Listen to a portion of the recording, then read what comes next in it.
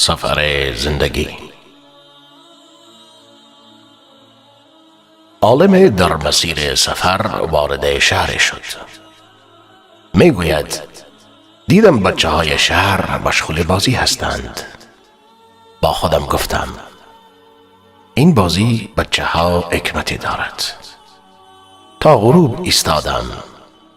غروب بچه ها یکی یکی رفتند. یکی از این بچه ها خانهشان نزدیک میدان بود.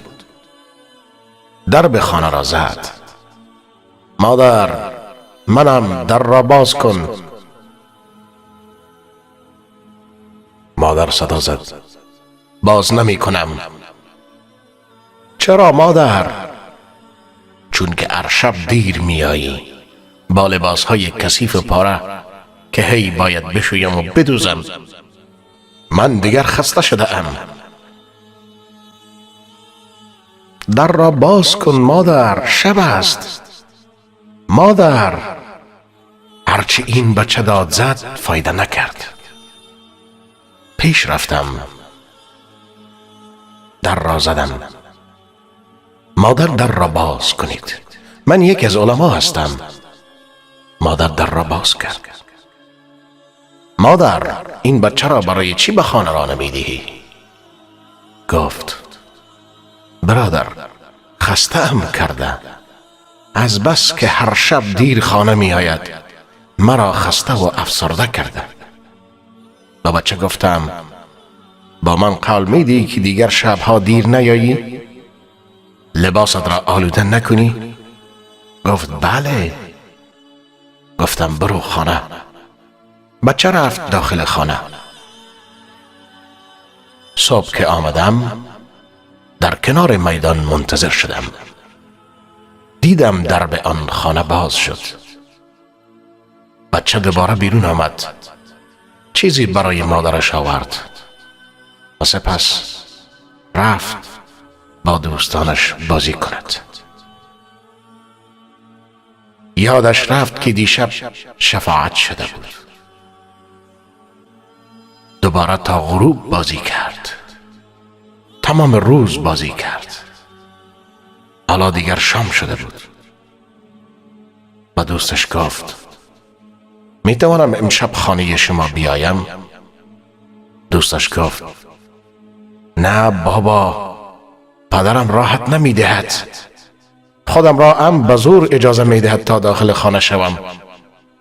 و آن یکی دیگر گفت امشب من بیایم خانه تان؟ گفت نه، نکنه میخوایی مادرم ما را بکشد.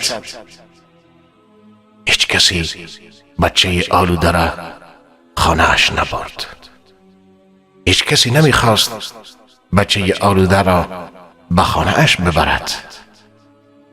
با غصه و ترس یک نگاه کرد به درب خانه مادرش.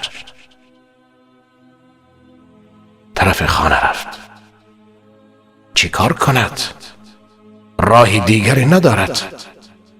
هرچی در را زد مادر اصلا پشت در نیامد. این زن قلبش را آتش زد. دیدم مادرش رفته بالا پشت بام. از آن بالای بالا به بچهش نگاه می کند و هی اشک می ریزد. بچه هم در پایین زار زار می گرید. بچه نمی داند مادرش چقدر دوستش دارد. بالاخره وقت آدم نمی شود چی کارش کند؟ دیدم طفلک روی شکمش خوابید. صورتش را روی خاک گذاشت و شروع کرد به آه و ناله. مادر این صحنه را دید، نتوانست تحمل کند. دوید پایین، در را باز کرد. بچه را بغل کرد. خاک و گل را از صورتش پاک کرد. پسرک که کمی آرام شد گفت مادر. گفت جان مادر. گفت مادر، من امشب چیز را فهمیدم که تا الان نمی فهمیدم. چی را فهمیدی؟ جان مادر. مادر جان، هر وقت دیر آمدم خانه برایم غذا نده، با چوب بزن، از غذا محرومم کن. اما مادر دیگر در را بر رویم نبند. امشب فهمیدم جز این خانه ندارم. بار الها درب خانه لطف و محبتت را بر روی ما نبند. یا الله درب کعبت را بر روی ما مبند. یا الله گناه کردیم، بد شدیم، بد کردیم، هرچی کردیم الله سپس پشیمان شدیم، توبه آوردیم، بخشیده شدیم، پاک شدیم.